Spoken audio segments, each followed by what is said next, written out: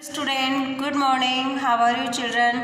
बच्चों, आज हम चैप्टर फर्स्ट और सेकंड का रिवीजन करेंगे। आपका चैप्टर 1 और 2 दोनों कंप्लीट हो चुके हैं। आज चैप्टर 1 और सेकंड का जो एक्सरसाइज है उसके दोनों का दोहरान करेंगे। आप समझिए। सबसे पहले लेते हैं हम सही उत्तर पर टिक का चिन्ह लगाइए। हम किसके पल्ले में झूल कर पले हैं? पवन के, माँ के, सूर्य के। तो हम सबसे पहले क्या लिखेंगे? पवन के। हम किसके पल्ले में झूल कर पले हैं? पवन के। किसकी किरणें उड़ की कली खिलाती है? चंद्रमा की, सूरज की या पवन की?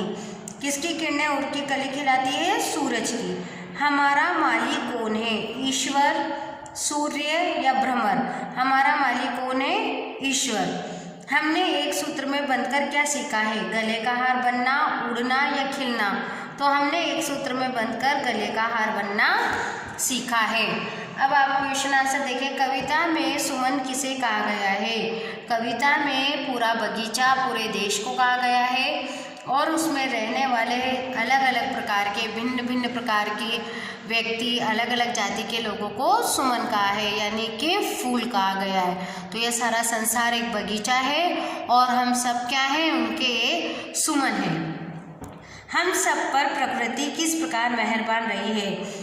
हमें इस प्रकृति से सब कुछ मिला है और इस प्रकृति में ही हम पले बड़े हैं। इस प्रकृति ने हमें बहुत कुछ दिया है, इसलिए प्रकृति हम पर मेहरबान रही है। सूरज और चांद के बारे में क्या कहा गया है? सूरज हमें रोशनी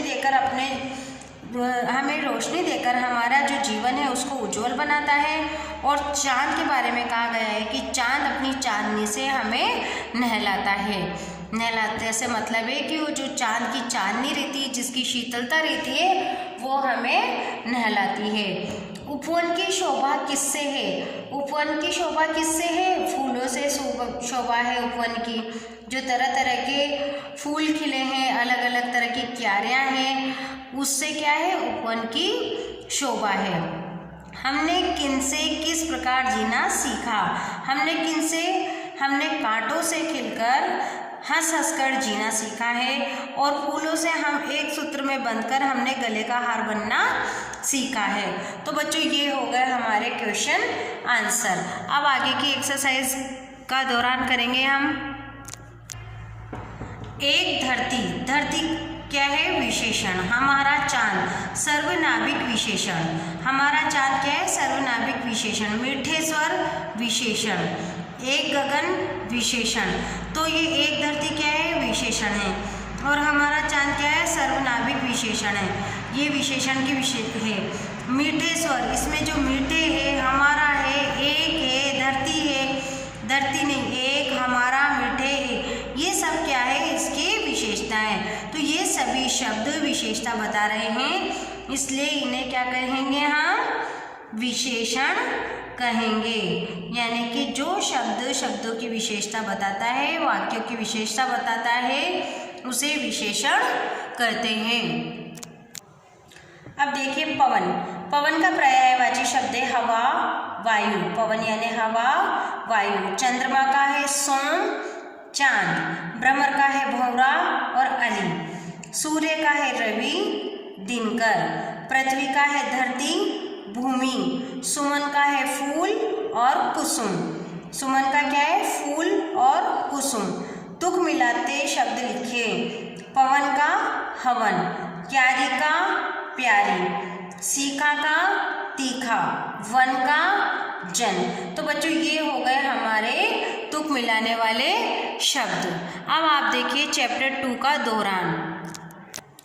चैप्टर 2 में है रूपा की सहपाठियों को रूपा कैसी लड़की लगी? घमंडी लगी, शर्मीली लगी या चालाक लगी? रूपा की सहपाठियों को रूपा कैसी लड़की लगी?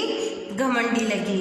झील की कीचड़ में कौन धंसती चली जा रही थी? रूपा, शांति या नीलिमा? तो झील की कीचड़ में कौन धंसती चली जा रही थी? शांति। रूपा चाकू कहाँ से लाई? अध्यापिका से, अन्य लड़कियों से या अपने थैले से? तो रूपा चाकू कहाँ से लाई? अपने थैले से। अंत में रूपा कैसी निकली? घमंडी, डरपोक या शर्मिली? अंत में रूपा डरपोक निकली या शर्मीली निकली या घमंडी निकली, तो अंत में रूपा शर्मीली लड़की निकली। अब आप देखिए कि जो ये कथन है वो किसने और किससे कहे। यह रूपा है, इसी कक्षा में पढ़ेगी। अध्यापिका ने कहे, किससे कहे? कक्षा की अन्य लड़कियों से। तुम धैर्य पूर्वक खड़ी रहो, ये शब्द किसके थे? रूपा के थे। और किससे कहा उसने? शांति से कहा, जब वह कीचड़ में धंसती हुई चली जा रही थी। आज तुम न होती तो मैं अपने प्राणों से हाथ धो बैठती। किसने कहा? शांति ने। किससे कहा? रूपा से। अब तुम्हें घमंडी नहीं शर्मिली कहा जाएगा, कक्षा की अन्य लड़कियों ने कहा रूपा से।